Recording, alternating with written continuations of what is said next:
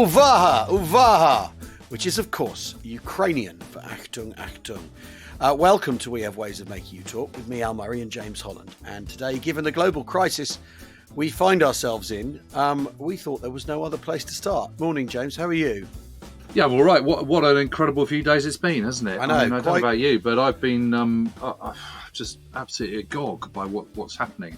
Yes, and it's been fascinating looking at the differences, but also the parallels and the patterns of human behaviour and all the rest of it. One of the differences, and because I think dwelling on the differences is important. One of the big differences is the sheer amount of, what appears to be information coming from what appears to be the battlefield. Yep. We live in an age. After all, command and control is a central part of how you run an offensive like this, isn't it? But you need to know where your guys are and what they're doing. But when it looks like the entire world knows where your guys are and what they're doing as well, how you run an offensive, and obviously there's all sorts of questions as to what actually they're trying to achieve, and all that sort of stuff, and obviously it's very early days. Some sort of low. What I'm not going to do is say, it's clear who's winning or who's losing. But what's really amazing is if you compare this to, say, the invasion of France in May 1940, we're reliant on what? 2 hours of footage that then gets chopped down in footage banks to inevitably the wrong tank rumbling across your screen and a Stuka going, dubbed, and a hurricane firing. And the hurricane's flashing canvas machine gun covers. Yes. And yet the shit, of course, what's also been happening is there's been loads of stuff that's from other battles, other encounters. There's obviously propaganda going on. There's obviously sort of, the funny stuff of the tank being towed away and the bloke saying to the Russians, tractor, yeah, exactly. I'll give you a tow back to, you run out of fuel over here, I'll take you back to Russia then. You've got all that. And that's the thing when people talk about the Vietnam War being the first televised war, I remember Martin Bell, his reports would take 6 weeks to get from Vietnam back to the BBC. Amazing. Once they'd been packaged up, shipped out, past editorial, all that sort of developed, all that. Yes, of course, because it's old cine film, isn't it? Yeah, exactly. And then the Gulf War. The first Gulf War, I lived in a flat when I first moved to London, and we had 3 televisions, so we stacked them all on top because they weren't flat screens. Stacked them in a tower in our living room and had them on the different channels, and ITV switched over to CNN, which is like the most extraordinary thing. But now it's on the smartphone. It's on TikTok. It's on TikTok. There's quite clearly, because I'm not on TikTok, so I'm not aware of quite how much there is on TikTok, and also how much, because I'm not, as far as I understand it, I'm not experiencing the Russian propaganda end of this offense. So I'm not seeing the Russian view at all. I'm seeing what seems to be Ukrainian Western view at the moment. But that's the thing. More than anything else, I'm struck by seemingly I'm watching this thing play out in real time on my telephone for all the similarities. And there are loads of similarities with the thing we keep talking about. Yeah. That's a really striking difference. And I wonder how that's playing into how this war is being perceived, and and who's winning as far as I could tell from my end, who's winning the sort of the information war. I don't know, because after all, we're only 4 days into this. Yes, we are, but obviously back in the Second World War, there was still a huge amount of sort of PR and propaganda going out about operations and in real time. Just not visual, they're stated, but that in a certain extent, that's no different from someone putting out a tweet, statement from kind of the Foreign Office or from Kremlin or whatever it might be. Yeah, I suppose the things that are really striking me is seeing civilians sort of preparing Molotov cocktails, people signing up and drawing. If you are looking about comparisons, you think about the defense of Lubny, just as the pocket around Kiev is closing in on the 13th of September. First Panzer, von Kleist's First Panzer Group in this huge pincer operation. That's Guderian's second Panzer Group coming from the north, von Kleist coming from the south, and they hit this town of Lubny, which is sort of roughly halfway between Kiev and Dnipro, but kind of sort of 20 miles from the Dnieper River. And there you had panzers coming into the town, and civilians, a lot of them women, taking pot shots from roofs and from cellars, jumping out and hurling Molotov cocktails. So the civilian population fighting with kind of sort of fanatical will against this sort of avalanche that's coming towards you, and it's hard not to draw those sort of conclusions. And of course, what you're also seeing is that sort of desperation of separation, sort of heartbreaking scenes of soldiers kissing their wives and children goodbye and putting them on trains and saying farewell to them and all the rest of it. I mean, there was an incredibly powerful photograph in the Times this morning of a Ukrainian soldier kissing his wife goodbye, and it's sort of, it's like on the last train out of Paris, isn't it? I mean, it's sort of, you can't help but think of those things, and it's so sort of, it's so visceral and visual and immediate, and now, and you sort of think, crikey, I thought we got past all this. This is why we're talking about this sort of stuff, because it was so unprecedented and so extraordinary, and so should never happen again. And yet gone. Here we are. And gone. And yet here we are. And and you look at that footage that someone sent me yesterday of that column of Russian armored vehicles that's completely destroyed and smouldering, and looking like something out of kind of post-Operation Cobra or the Falaise Gap or something. Yeah. Well, or the Basra Road. It's the Basra Road. Yes, indeed. I mean, the thing. I mean, I think one of the things that's striking is I was really reminded of the, by the Molotov cocktail footage, and of course, again, that's they've made sure we've seen that too. I mean, we've got to remember this, that there's this. I was minded of the siege of Leningrad by that, and if you're a Russian and you get to see that, you've been brought up on the siege of Leningrad as part of your mythic national foundation myth history, because after all, the historiography of the Second World War in the Soviet Union, and of course it's not the Soviet Union anymore, but you've got to remember this, is in the 70s, the Soviet governments pivoted historiographically to the Great Patriotic War as the justification for the continuation of the Soviet state, because they knew they couldn't deliver the communist paradise on earth that they'd promised, but what they had done is defeated Nazism. So that's why. So it was all for that. It was all worthwhile. It was justification for the existence of the thing. Right, and that's very much the sort of Brezhnev angle, Brezhnev era angle that put the Second World War very much at the centre of things. And so Putin's definitely riffing on a lot of that. But if you're Russian and you see people preparing Molotov cocktails to defend themselves against columns of tanks, you might think, hang on a minute, we're the columns of tanks. Are we the bad guys? And obviously we don't know. We aren't experiencing the Russian end of media coverage of this war. But we also live in the age of the smartphone. And, apparently the Russian soldiers have had their phones taken off them so that they don't send embarrassing videos home or whatever. I mean, although even that, I don't know if that's true. It's what I've heard. And this is, the other thing is the fog. The other thing that's really striking the similarity is the fog of war that's around all of this. I have to say, I'm not enjoying this one bit. I think it's horrendous to see. It's horrendous. It's absolutely horrendous. And you feel about Zelensky, and he is doing that kind of sort of Churchillian uniting people thing.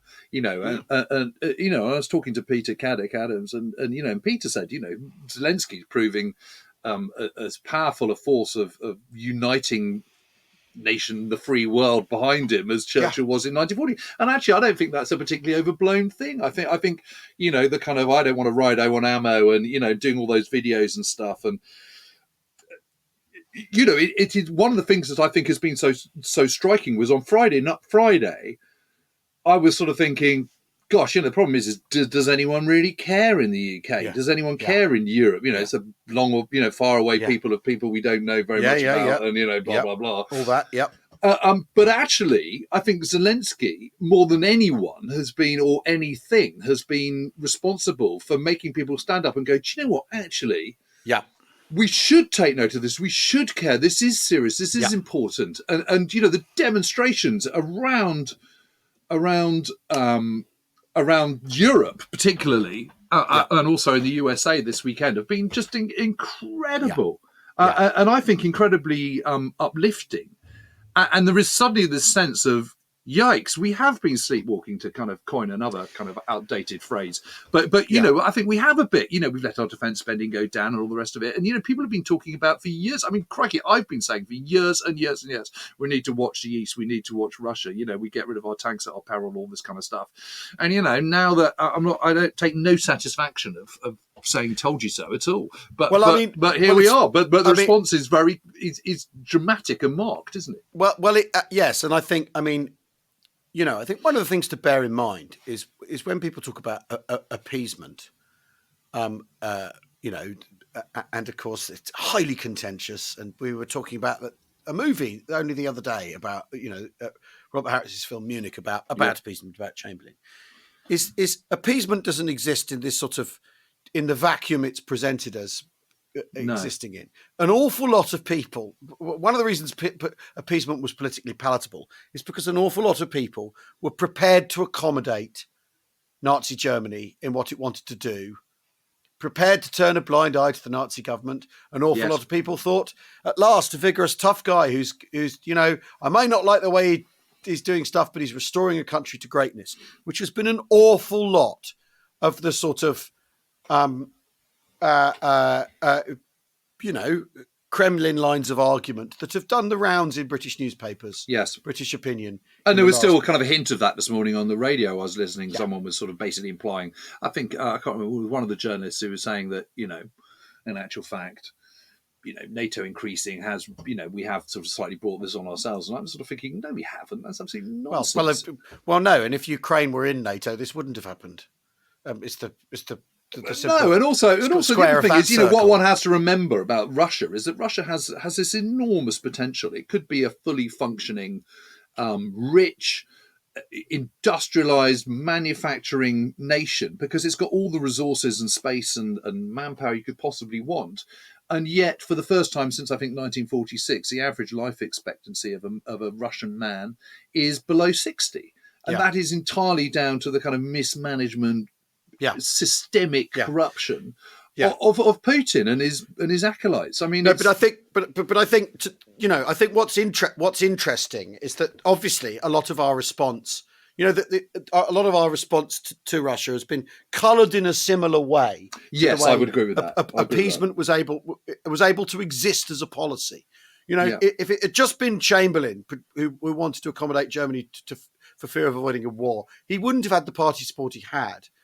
It wasn't the Conservative Party, and in fact, the British political establishment was also that thing of we want to get involved, far away country of which we know nothing, which is fascinating given the the British Empire thinking that Czechoslovakia is a long way away. Yes. Given its global, given that we got troops at that point of the northwest frontier, is the most terrific political bullshit. And we as a country, we've been far east of Suez for a long, since the Blair government. So to not be able to think beyond those terms. But I think it's I think, and again, loath to draw any parallels, but basically, if you've got an ethno-nationalist in charge who's prone to saber rattling, it's probably best to take what he says at face value. Well, the other thing I'd say that seems very, very clear from him, from what's happened, is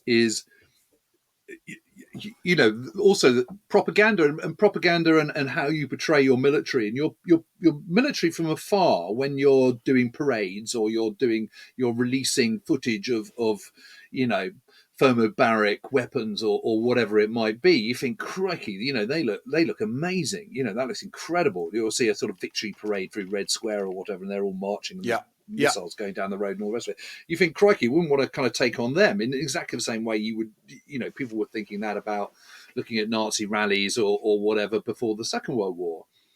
And, what I think is clear from what's happened is that a lot of the Russian troops that have been involved aren't much cop. They've definitely got more weapons and more men and all the rest of it. But actually, if you think of the fact that people in Ukraine have had to be rotated out of the Ukrainian front in the southeast. Yeah, you've got something like 400,000 troops who've got combat experience, which is a hell of a lot more than the Russians have got. And as we all know, that combat experience counts for a huge amount. Yeah. And so some observations of watching the Russian advance, which I thought was going to be more decisive and quicker moving than has proved the case. I mean, I saw a whole load of footage of a whole load of choppers, Russian helicopters flying the other day. They're all flying straight and level at about 400 foot, which is literally about the worst thing you can do if you're in a helicopter, which is not operating very fast. You want to be kind of either kind of a lot higher, or you want to be weaving and ground hugging. And much lower. Yeah. I mean, it's literally the perfect height for taking pot shots. Yeah. Especially if you've. One of the things I think is making itself clear is if you've got good man-portable anti-tank and anti-aircraft weapons, you can do. You're properly decentralized and probably using Ausfrag tactique. If we're honest here, and probably using special forces from other countries, or whatever. Honest. But I thought. I mean, a poor old airborne forces, they've had nothing's very changed. Much exactly, nothing's changed. Very much reminded me of the Hague, which is why when we then got an invite to go and jump out of a Dakota over Arnhem, we were thinking, on balance. I think we're too old, Jim. I think we're definitely too old. But I think the important thing to remember is this is very early days. Neither of us have a crystal ball, and I don't know that knowing much about the Second World War really offers a crystal ball on this, because warfare has changed in one really, really significant way, which is that with a civilian population that has smartphones, you can't, at the moment, it looks like what you can't do is flatten Caen, for instance, because things aren't going your way, and that. But the flip side of that is you do have nuclear weapons, so exactly. Yeah, there are things which I think are kind of consistent, and I think it's there, but that operational level that we've talked about an awful lot. I mean, clearly the Russians have their whole battle plan for Kiev, for example, Kiev rather, and for one example, was based on basically just rolling in. We'll go down the street, everyone will crumble, run away. Kiev will be ours. And so what they don't have is their echelon support, which is what you need to keep going. And you need to kind of sort of one lot goes forward, gets to a certain point, refuel, the next one then overtakes. It's kind of that sort of leapfrogging process, and that hasn't happened. So they are running out of fuel and all the rest of it, which I think was just absolutely fascinating to see, and a reminder of the difficulties of moving around somewhere as vast as Ukraine, even when you're only coming from a short hop and a skip from Belarus next door. Yeah, right. And the second thing, of course, is incredibly difficult to capture a city, just as it was in the Second World War, because particularly if you're operating in February, which is winter, and particularly in that part of the world where winters are hard, you can't just sort of veer off the road. So you're canalised by those roads. And it only requires, the tanks are coming down in their column, and as we've seen, they've basically all been single file, whether they be armoured cars or whether they be tanks. Some Johnny's there waiting with his anti-tank weapon, knocks the first one out, the second one tries to come round the corner, also gets knocked out. Suddenly your road's blocked, and you can't actually get anywhere. Yeah. And you can't knock the people out because they're not in a column. They're just a team with an anti-tank, effectively appeared. Decentralized. They know what they have to do. Right. They don't need to necessarily get on the radio and ask, what do we do now? I mean, all those things. Right. And they're probably doing it on their phones anyway, because, comms has been so effectively decentralized by the smartphone revolution, by the last 20 years of mobile phones and smartphones. And also, if you're Ukrainian, it's obvious what you need to do. You haven't got to make any strategic or tactical decisions necessarily. You just got to defend. Just got to defend. And we've got to defend. And that leads to the other observation, which is about motivation. And I think morale and motivation are as valid now as they were in the Second World War. An army that has no morale, it is no army. And we've talked about that. We talked about that with Jonathan Fennell and looked at his book, and we understand the importance of that, and you understand how those static divisions of Ostbattalions crumbled at the first shout in Normandy, for example. And it's sort of, if you're Russian, you're thinking, what on earth is going on? Whereas if you're Ukraine, you've got every motivation to lay down your life. And, someone who's prepared to die for their country and sees that putting their life on the line is better to do than just throw yourself over to the enemy. That makes you a very, very tough proposition. Yeah. And it's absolutely clear that the Russians have kind of underestimated that. As you say, that doesn't give us a crystal ball into what's going to happen in the next 24, 48, 72 hours and weeks and months. But no, because but you can still take what you've seen, and that seems to be pretty clearly the case. Yeah. So I think those lessons are still valid. Yeah. Right, we're going to take a very short break. We'll see you in a tick.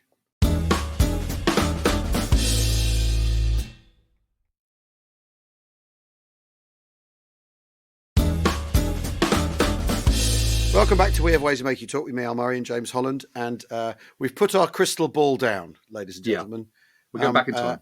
We're going back in time to 1941. And the same place, different disaster, I think is the best way of putting it, isn't it, Jim? Yeah, I mean, Hitler's obviously very keen to get, once Barbarossa starts, he's very keen to get to Ukraine because of its huge resources in minerals and oil and coal and but also grain. because it's the breadbasket of Europe, etc. Yeah. For all those reasons, and also he doesn't really care about Kiev and Kharkov as they're called at that time.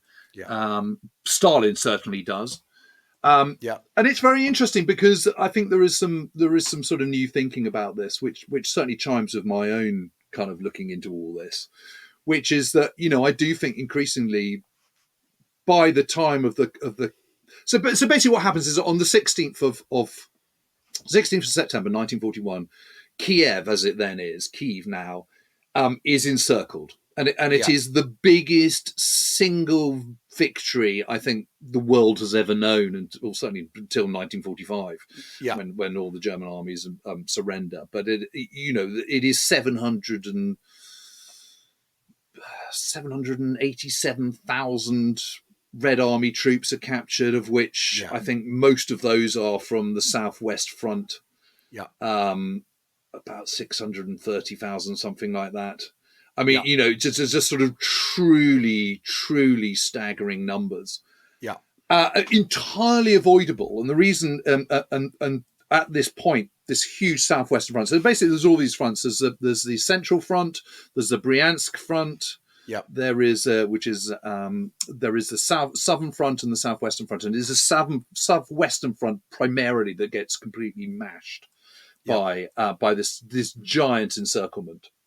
And it is this huge victory, but it's saying it's a Pyrrhic victory is not quite right. It's an absolute catastrophe for the Red Army, and it is avoidable because basically the reason it happens is the Dnieper River runs kind of south eastwards from Kiev down through the Ukraine, and the Southwest Front wants to move behind that and does move behind that, but wants to then straighten up that front so that it's not at an angle, not at a sort of a diagonal front from Kiev. End up basically with a salient. Yeah, and so Zhukov, who in end of July is the chief of staff of Stavka. And the Stavka is the Soviet High Command, which is all the kind of, the most senior military people, but obviously Stalin is the kind of, ultimate chief and arbitrator. Yeah. He is Zhukov at that point is the chief of staff, and he says, "I really think we need to pull back out of Kiev." Yeah. And Stalin absolutely flips his lid and sacks him from being chief of staff and sends him off to be commanding of the reserve front instead, and won't listen. And repeatedly, other commanders tentatively suggest to Stalin that comrade, you might want to think about moving out of, pulling back from Kiev, and repeatedly Stalin refuses to, because for him Kiev is the jewel, and it's this beautiful city, and it's the heart of the Ukraine, which is the breadbasket, blah blah blah blah blah. It's an industrial base, and he won't do it. Even though, Stalin has hardly smiled on Ukraine. Exactly. It's extraordinary. Responsible for between 3 to 7 million deaths. Yeah, extraordinarily. Ambivalent isn't really the word. Relationship with Ukraine, but what he wants, but it's he's also a symbolic. He understands the symbolism of losing a major city, doesn't he? Yes, he does. Or rather, is operating in those terms. I mean, in fact, what he's doing, he's making the mistake of getting hung up on place names rather than actually the best way to keep my army in things is to not get hung up on cities and all that sort of stuff. But so basically he's suddenly lost 750,000 men plus that he could have had for defending Moscow, which is just a huge number. Yeah. But I think it is important to understand that the loss of 750,000 men is catastrophic to the Red Army, but it is totally unconscionable. Those sort of numbers would the loss of a Soviet soldier is not the same as the loss of a German soldier to the Germans. They have a completely different way of looking at it. In terms of proportion, but also in terms of the investment in that soldier, in training, in general kind of overview of how you value that person and all the rest of it. And that sounds an awful thing to say, but it is how it is viewed at the time. Jim, what does it cost the Germans to take these 700,000 men? Because this is the key thing. So it's 5th, 37th, 26th, 21st, 38th armies. So 43 divisions are encircled and annihilated, essentially. And some 15,000 escape. That's all. Right, and we've talked about this as well. If you go into the bag as a Russian soldier, if you're a prisoner of war of the Germans, that just means you're going to die later rather than be killed in battle. Yeah, I mean the point is that, and the point is at this time, that victory seems so huge and so overwhelming, but there is this argument that the kind of the Germans are sort of winning themselves to death. Yeah, it's no good winning battles if in the process you're actually destroying yourself, which is what the Germans are doing. They have absolutely by this stage gone beyond their culmination point. And just to remind people who are not familiar with this term, that basically means you've reached a point where you can no longer operate at the way you want to operate and the style you want to operate because your lines of supply are just too great. You've advanced to an unsustainable level and you need to pause, everyone catch up, sort out all your move your center of gravity. You move your culmination point forward again. Right. And they can't do that. And the huge victory at Kiev and following on the Battle of Smolensk, which has only just finished finally on the 8th of September. 1941, and which has begun on the 10th of July. So very, only sort of 3 weeks after the start of Operation Barbarossa in the third week of June. Yeah, Smolensk obviously is in Belarus. It's north of Ukraine, and this has also been an absolutely massive battle and the biggest victory for the Germans before Kiev. Yeah, but it has come at a massive cost. And the cost is this degradation of the key units, the spearhead. Unlike Guderian's forces outside Dunkirk and, when they reached the Atlantic coast, who were in very good nick, but then told to pause and, let everyone catch up when they need to have done. At this point, they're being urged to go forward and go forward and go forward when they absolutely desperately need to hold on, pause. Jim. So hang on. So hang on a second. That leads me to ask a question. Yeah. The halt order, right? Yeah. Is this the German army going, we can't do that again? Is this them having learned from their mistake with the Dunkirk halt order? Well, possibly, yeah. If I'm honest, I'd never thought of that. But I think it's because you know what I mean. Because the Germans must know the cost of the halt order, which is that they didn't capture. They didn't actually capture 300,000, but however many they didn't finish the BEF. Well, I think it's partly that, but I also think it's part of this absolutely hardwired offensive approach, which is that you just got to, for the most part, you keep going and all that, all that. And I suppose that thinking about it, I think at the time of the halt order in the third week of May 1940, these kind of mobile panzer tactics are still quite new. Whereas, and everyone's sort of feeling their way and haven't quite got familiar with it and all the rest of it. Von Kleist is kind of, urging Guderian to be a bit calmer. But now Von Kleist is a kind of one panzer group commander, and Guderian is second panzer group, because they're kind of, absolutely on the same peg.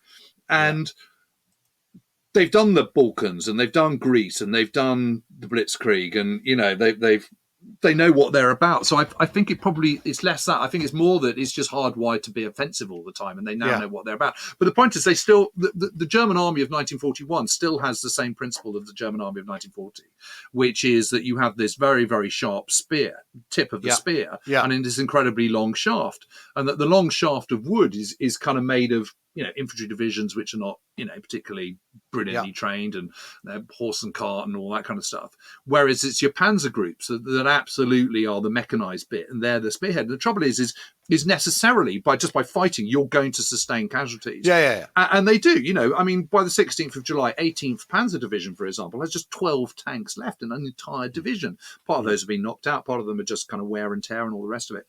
And the Battle of Smolensk has just sucked up so much of their frontline troops and their effort. It's taken a bit longer than they thought.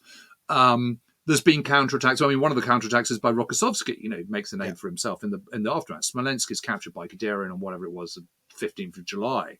But then there is this series of then Rokossovsky's army then holds the German advance between the 18th and the 23rd of July, and then they counterattack. And there is the major Central Front counterattack by Timoshenko, which goes in, until that keeps going until the 8th of September. And all the time, German forces are being engaged. And the Red Army's losing considerably more casualties than they are, but they've got more that they can afford to lose. Whereas the Germans, and also the losses of the Germans, by the 16th of September, which is, the day of the encirclement, the Germans have lost 477,000 men killed in action and wounded in action, which doesn't include sick. Of course. Of which 16,383 are officers. That's a huge amount, and that is your spearhead. That's not your base troops. That's not your echelons. That's not the kind of foot-slogging third wave infantry division. That's nearly all of them are from your cream. And so actually the huge victories of Smolensk, subsequently of 2 months later, don't forget Kiev is 2 months later. And if you look at a line, Kiev is not much further forward than Smolensk. No. It's in an extra 2 months, they're absolutely on their feet. And I was sort of looking at this letter by General Reuter, who is the 43 Corps commander, and he writes to his wife, and he says, "You should see how tired and battle weary our troops are. 3 months of such unheard fighting and forced marches leave their mark on the men." And it's only at the end of August that Franz Halder, who is the chief of staff of the army, starts going, maybe we should start thinking about some winter clothing. But, the logistics are already absolutely at breaking point because they've outrun their culmination point. And So it's all very well going, gosh, we need some warm clothes for the winter because this isn't going to be over anytime soon. Yeah. But to actually produce those and deliver those into the hands of the right people that need them in time is when your logistical chain is already absolutely stretched. Yeah. Is terrible. I mean, the interesting thing about Kiev itself, which falls on the 19th of September 1941, the Luftwaffe have been told to sort of obliterate it, and they haven't. They've hit a lot of targets, but the historic centre of Kiev is pretty much okay. And when the Red Army do leave, they leave loads and loads of sort of booby traps and explosions and all the rest of it, which all start sort of going off. And I think there's over 600 of them. 600, I can't remember quite how many it is, but there's over 600 of these explosive devices which are kind of unearthed. And there's two really big ones. There's a massive explosion of an arsenal on a timer pencil explosion on the 20th, and then another one next door to the central post office on the 24th of September. Yeah. And, what do the Germans do? Let's round up partisans and Jews. Yeah. And of course, the absolute direct result of that is that appalling murder of 33,771 Jews. Yeah. Although Babi Yar Ravine, which is just outside Kiev, of course. Although let's be honest, they're not looking for pretexts. They're going to do that anyway. They're going to do that anyway. But those 33,771 are murdered in 2 days. Yeah. Yeah. 2 days. Yeah. And that's not far from Kiev today. I mean, and it's again, there's no comparison, but it's a chilling reminder of what can happen in wars. Yeah. And gosh, it's hard not to kind of, when you're thinking about Ukraine and you're thinking about what Putin might do if he's, cornered tiger stuff and all the rest of it. Yeah. All those sort of, they're talking about thermobaric weapons and blah, blah, blah. And even kind of, tactical nuclear weapons. Yeah. You can sort of see that you can see sort of, it's all pretty terrifying. Yeah. Yeah. I mean, it is interesting, isn't it? Because in a sense, in this campaign, Barbarossa is seen as a lot, because there's always that thing. If only they hadn't gone into if they hadn't been diverted into having to fight in Greece and the Balkans, then Barbarossa goes up 7 weeks late, and that's the thing that does for the Germans. But what you're saying here actually is that just the scale of it is what in the end does, and that Russia's like a boxer soaking up all these punches, and obviously, maybe a country that wasn't run quite so ruthlessly by its government would have actually gone, all right, we quit. This is these defeats are politically unsustainable. Whereas in fact, the Russians, it's like they're like a boxer soaking up the punches and biding their time and all that sort of thing.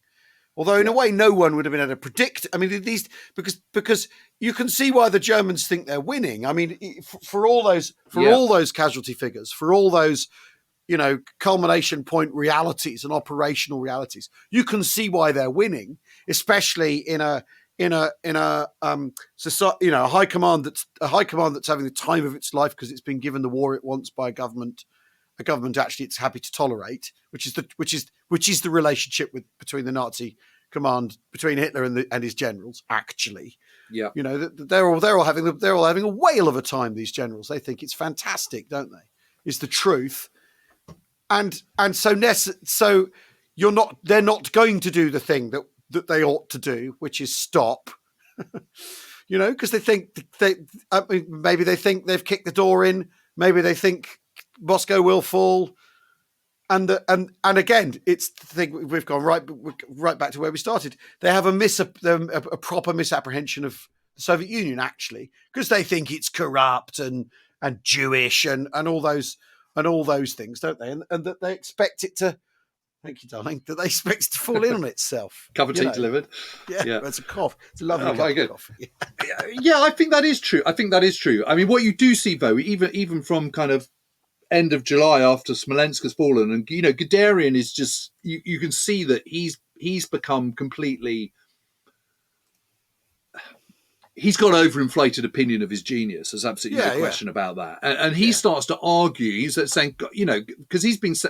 So after Smolensk, the idea is that he's captured Smolensk, which is obviously up in Belarus. And his idea is then, what they then want him to do is, because Hitler keeps changing his mind. 1 minute they're going for Moscow, then they're not going for Moscow. And the whole point about the army group center and that attack on Smolensk, and the reason Smolensk is key, because you've got this land bridge between these two rivers that are just north and south are running east-west rather than north-south. And obviously getting over rivers is another one of these huge challenges in the Soviet Union, because these rivers tend not to be small, and they're huge blocks that you've got to somehow logistically overcome. So anyway, but also Smolensk is kind of due west of Moscow. So that's the whole effort, and everyone's been going for that. And then suddenly Hitler changes his mind and goes, actually, no, we're going to go to Leningrad, and we're going to besiege that and take Leningrad first before Moscow. And we're also going to capture all those important resources in the Ukraine. So completely change tack. And of course, that has a logistic. Not only are you being ground down and attrited just by virtue of the fact that you're in this huge, gigantic battle, the logistic train of then having to move everyone south is also incredibly difficult. And the key part that's going south is Panzer Group 2, which is Guderian. And Guderian's going, well, if you want me to do this, I need more troops. But von Bock, who is the Army Group Centre guy, is going, well, I'm your boss, and we're still being engaged by the Red Army here, and I haven't got any to spare, which he hasn't on paper. Yeah. And so Guderian goes over his head, and everyone's getting very, very tetchy and very cross about it, for obvious reasons. But as Guderian moves south, he's going across the flank of the Bryansk front, and that's problematic because, of course, the Bryansk front has been told to sort of keep chipping away.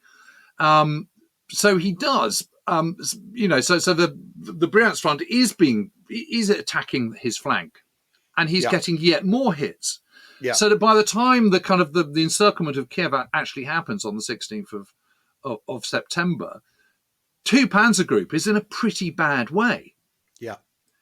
And what is really interesting is that when one looks at all the sort of eyewitness accounts of the Eastern Front fighting, there's lots of letters and diaries and stuff which sort of go, cool, first time I noticed a bit of a chill in the air tonight, 28th of August. Yeah. Cool, started raining. Bloody hell, this rain's something else, isn't it? 2nd of September. Yeah. So the writing's all on the wall, and you start seeing lots of people sort of going, gosh, we've had these amazing victories, but Soviet Union is so vast, isn't it?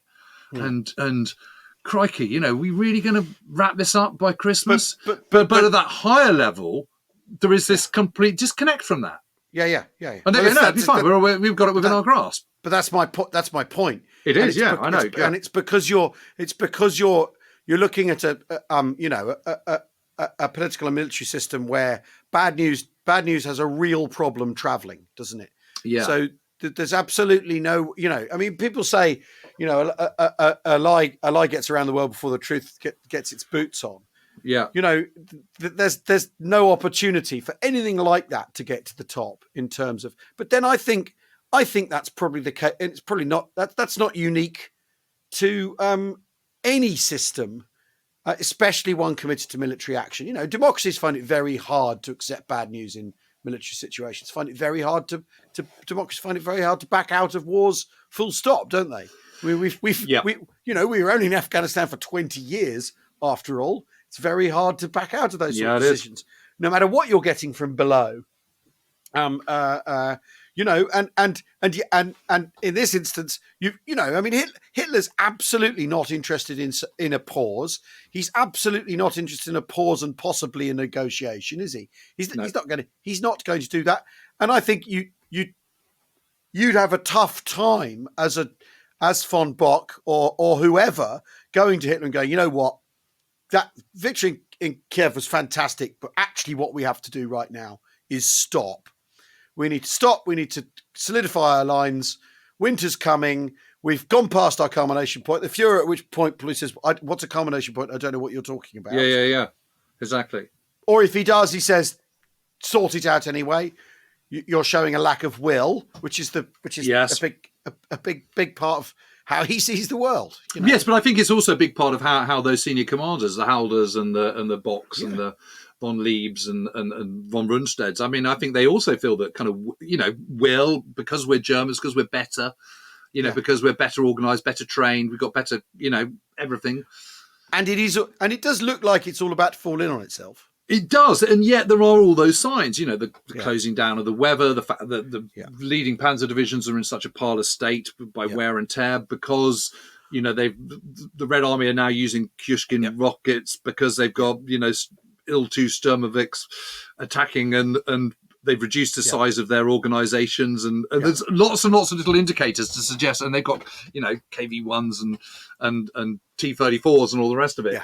Yeah. These bigger tanks, which shells are just bouncing off. There's lots and lots of signs which go, actually, we shouldn't be kind of A, complacent, or B, kind of too fooled by these enormous victories, massive though they are. All the warning signs are absolutely there. And I suppose this is the other lesson from what's going on at the moment, is the point you're making, really, is that what are the German commanders supposed to do? Because they're in now.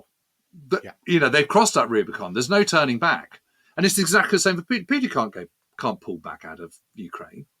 Yeah, not easily. Not remain in power. What's his off ramp? What's his off ramp? Is the expression that after all, if it's not like Zelensky's got anything to. What do you negotiate? Well, you all need to leave. That's the full stop. That's the Ukrainian government's condition, surely. I suppose he'd say, well, okay, you can have Donetsk and those southeastern bits. That's the only. But we're not going to. Why you're not going to demilitarize after this, are you? No, you're not going. Blah blah. I mean, although I think what is day 4, day 5. I think we're looking at 5 years of this. That's my one crystal ball prediction. For at least 5 years of this. Well, what I would say is I think this is going on until Putin's time at the helm is over, and whether there is some internal kind of I think overthrow or whether he just keeps going till he's 80, or whether he actually got puffy face and is dying. Who knows? I mean, it strikes me that the nuclear threat is. You only do that if it's going badly. You only threaten that if things are going badly, which means, because there's a lot of discussion. How does Putin really know? What does Putin know? How in touch with stuff is he anyway? How isolated is he, from information and as we'd argue, sort of reality? But he obviously knows, he knows enough to make that threat. He knows it's going badly. But also, I've always thought when it comes to the use of nuclear weapons, even a British Prime Minister, you might find that the bloke he orders to do a nuclear strike refuses. So what do you do then? You sack your chief of staff. You give someone else the job. He comes in or she comes in. They refuse. And it might be that all the way down the food chain to actually firing a missile, people would refuse. Wouldn't we? Don't know, do we? No. Or refuse to the point of getting out a pistol and shooting him. Blah blah blah, and. That's also when people go, oh no, crikey, he's threatening using nukes. I mean, that's surely as terrifying to his own outfit as it is to anyone outside it. You know what I mean? Yeah, no, I completely agree. And I want to give you this quote, and this is from this letter, and it's full of sort of very good wisdom in it. Yeah. And he writes, "A battle is not an end in itself. Its relative worth extends well beyond the numbers of men killed and captured. The strategic consequences of a battle and its capacity to meet the preconditions of victory are paramount. One can, after all, go on winning battles while losing the war." Yeah. Can't argue that. Yeah. Yeah. There you go. On that note. And on that note, well, I think, I think we did pretty well not to gaze too deeply into any crystal balls. I think we'd be in danger of simply delivering balls. Thanks for listening today. We're back on Thursday with a fascinating episode about a lost Churchill painting, which has finally been brought back to Britain. That was an amazing day at the. Yeah, it really was, wasn't it? Churchill War Rooms. We've got a bit of fun tomorrow as well, haven't we? We've got to call them the Churchill War Rooms, not the Cabinet War Rooms. Yes, I keep expecting tomorrow to get cancelled for some reason. Well, I do too slightly. Well, we shall see. Yeah. So and you've got your tours begun, hasn't it? We started with a fantastic night in Middlesbrough on Thursday, and then Friday night Newcastle was absolutely fantastic. It was nice to see. As you know, my friends went to it and they loved it. They thought it was absolutely brilliant. Oh God, it was ace. And Simon, regular friend of the show, Simon Red 5 Models was there as well, which is nice to give to point him out and have him booed along with your friends as the freeloading guests. It's good fun. So Thursday we're looking at this with Philip Proud. We're looking at this new. Well, it's not a new Churchill painting; it's an old Churchill painting. It's sort of got. It's been lost. It's been lost. It's new to public view. That's the thing. Yeah. And we had a look at that. And then it's Family Stories on Sunday. Keep those coming, by the way. Tickets for Warfest are also on sale. We will see you all soon. Bye-bye for now. Cheerio.